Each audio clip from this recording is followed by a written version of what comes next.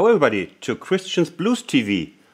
Blues Television, this time with the episode Walking Bass number 2. In the first episode I showed you the main roots of the walking bass, which consists mainly of chord notes, and I introduced you to the chromatic approach and a little bit more. We start this episode with the fact that a walking bass is not always walking. Just like a microphone isn't always phoning. Let's see some examples, but it's good to know. It's a really important little thing. Let's imagine we go from C, we want to go from C to A. You know, usually we have the 1, 4, 5, that's all settled, but very often we have the extended blues form that goes like from C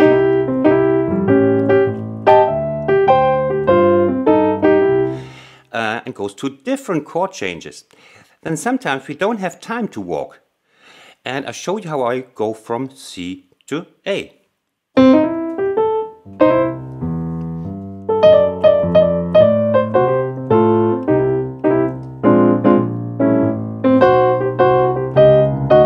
You saw how I did it?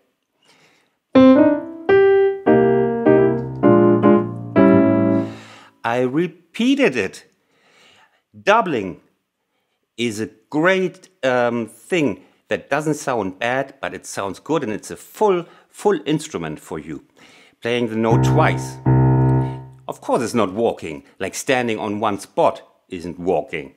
But it still is part of the walking bass because it's still playing fourth notes. And it's like this. It's just the nicest way, one of the nicest way, like to go from there to A.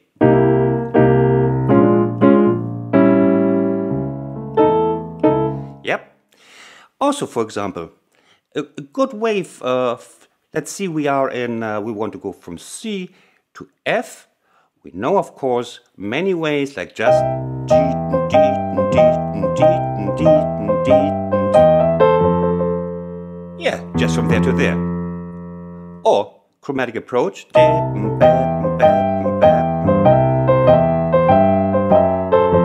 Chromatic approach. But we are now in the repetition lesson, and what about this one?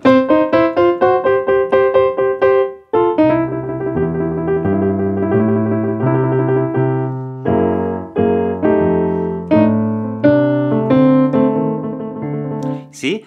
1, 2, and 4. See? 1, 2, and 3, and 4, and 1. Again, twice this one. The chord doesn't even have to follow. In this case, I played C and then F sharp, going to F. But you don't have to do the chord from this. This can also go on its own.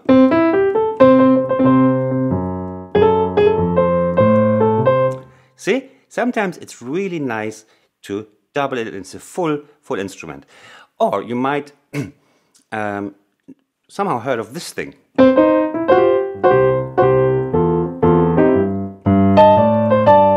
No, that was wrong. Sorry. What was it again? What did I want to show you?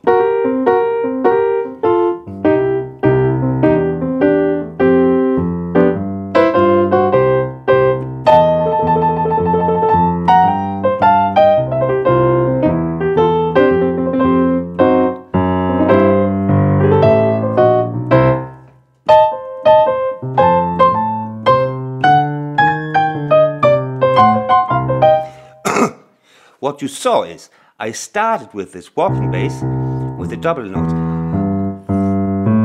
Of course, it's not as walking as the walking bass with different notes, and we can use that.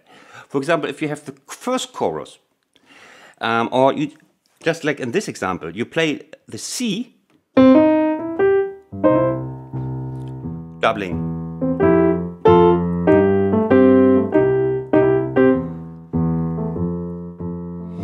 And we start doubling. Sorry, and doubling. And now we do the real walk. You see, there is a the flow is then starting all of a sudden. We double, and then at a point we like in our arrangement, maybe going to F, we start to truly walk and make steps. Steps that mean very little for mankind, but all the world for you at the moment. So what else do we have? This was the repetition, and I forgot last time, of course, forgot the run up with the walking bass, which is a very simple thing. Like we play our blues.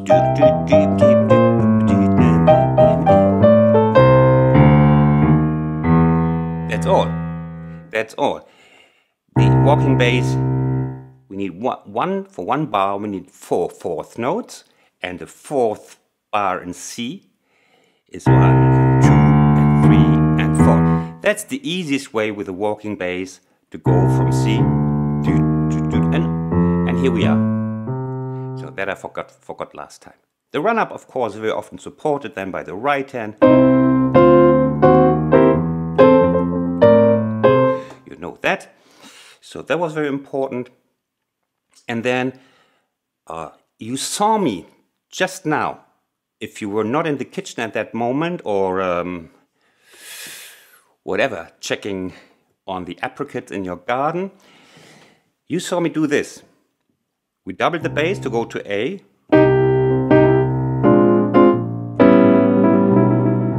And now in D. Now in G.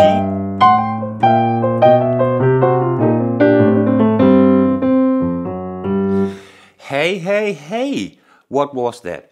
It was a really long, nice bass line here. What did we do? Now, let's check.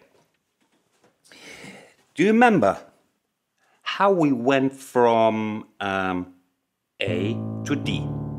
A and D are about 5 centimeters apart, maybe 8, but we can also say it's just 1, 2, 3, 4. 4 steps from A to D. Now, look at my hand. It's... Now we are on D, right? Look at my hand. It's just the same on A to D. Joop. I don't do anything to my hand. Frozen. We go from D to G. We don't change our hand. Don't change your hand. We go to G now.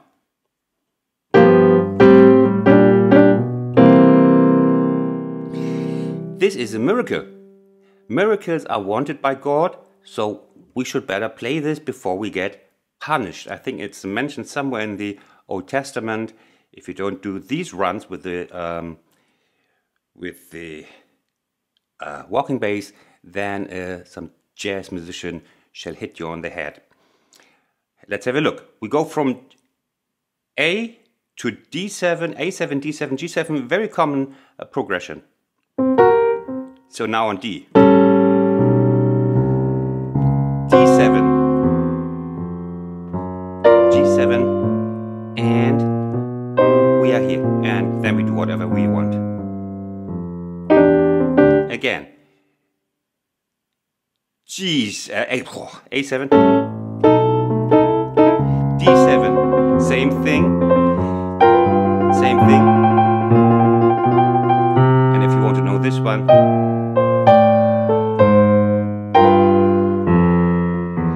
and we have a wonderful thing that you need to play by heart.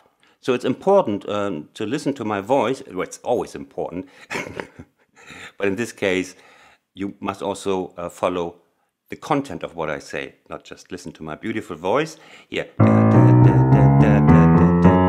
And this is a bit different, but this you can play, and then they have a nice bass line to show off to the bass players in the audience. That was just the wrong right hand, I'm very sorry.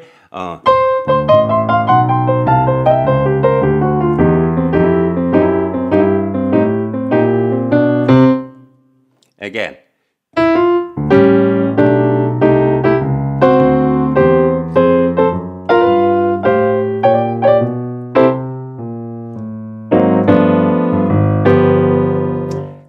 lovely.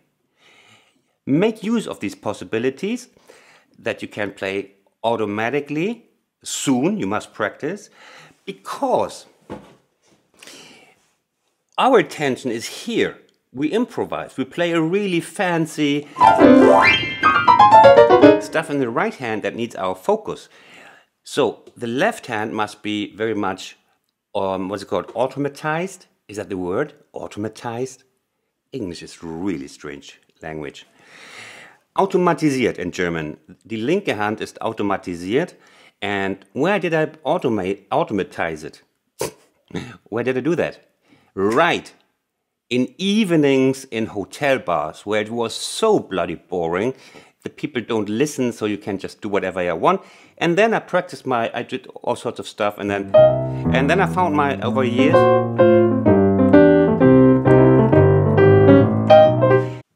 And I could play this all the time, and it became an automatism. And with the automatisms, we are at the next point, which many of you are craving for. Like, for example, if I play this.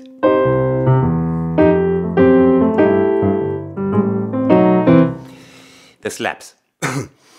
The slaps are either simulating the slaps of the upright bass, if they're pulling the trigger, no, the string, or they're not pulling the string and still do these jumps. And it sounds nice. And people, when I play it's in my lessons, say, what's that? So it's basically quite easy if you do left hand alone, like. It's just one dotted note, that's it.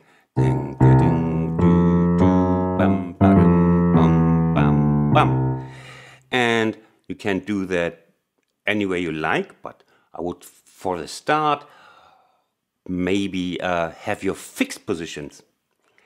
Because it's quite hard to improvise here and not have fixed positions here, and improvise in both hands.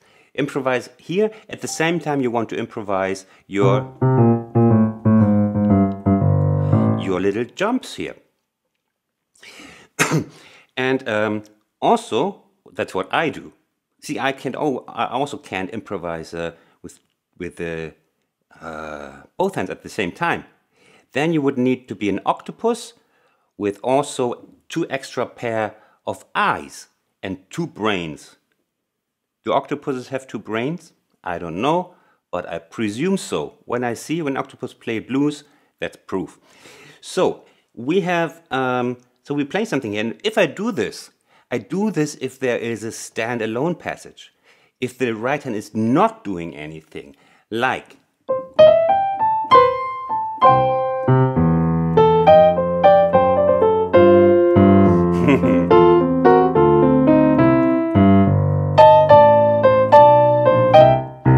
You see, it's always half seconds free, and then it doesn't. Well, these are also the moments where the audience can hear it. Why waste? Why throw the pearls to the sows, to the pigs, as we say in Germany, if they don't even hear it? This is a golden advice. Use little breaks here in your phrases. See?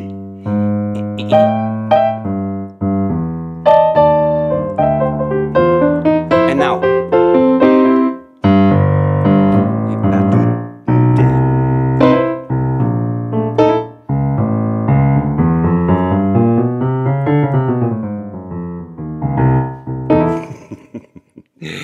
Okay, then another recommendation is, this here, you might not believe it, is, I find that harder than this, to do the slap with a thumb. And sometimes it also sounds better. So we have.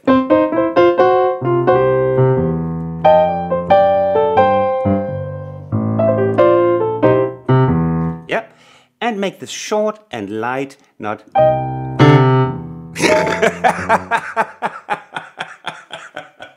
Sorry. Yeah? That you're not losing the straight fourth beats that must be kept at all circumstances. Okay? And What else is there? Let me think. And finally, another trick that creates a great sound if you use it occasionally. We're coming from G over F to C, right? We are on the way down. Well, we are always on the way down in life, but we're going from G, F to back to the tonic, to the end.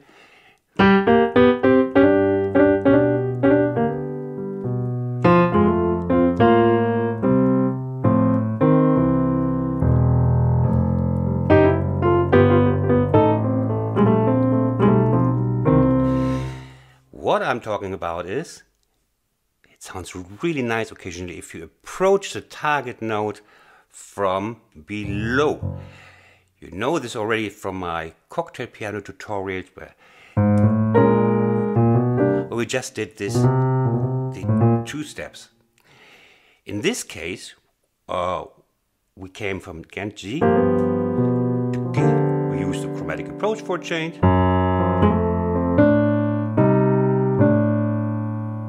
Now C and turn around.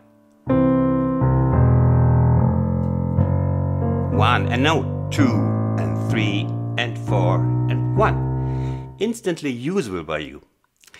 It's a nice bass for the turnaround to G and then going back to C. We do it again. Here I already used the chromatic approach to go to F. Now. And now. C. 1 and 2. Oh great. 3 and 4 and 1 and 2 and 3 and off we go. Next round. Great, huh? And it really turns me on. Like this. And you can even give it a little kick here with this jump here, you know? Now.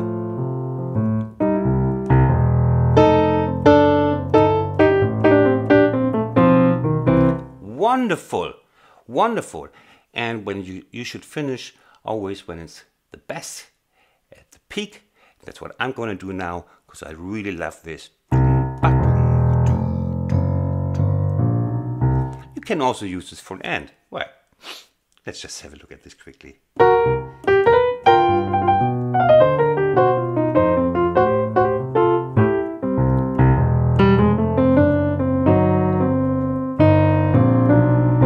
Yes! Yes, I just invented something revolutionary.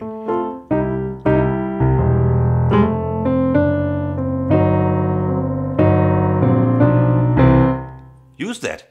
Use that immediately, but mention my name. It's copyrighted from now on.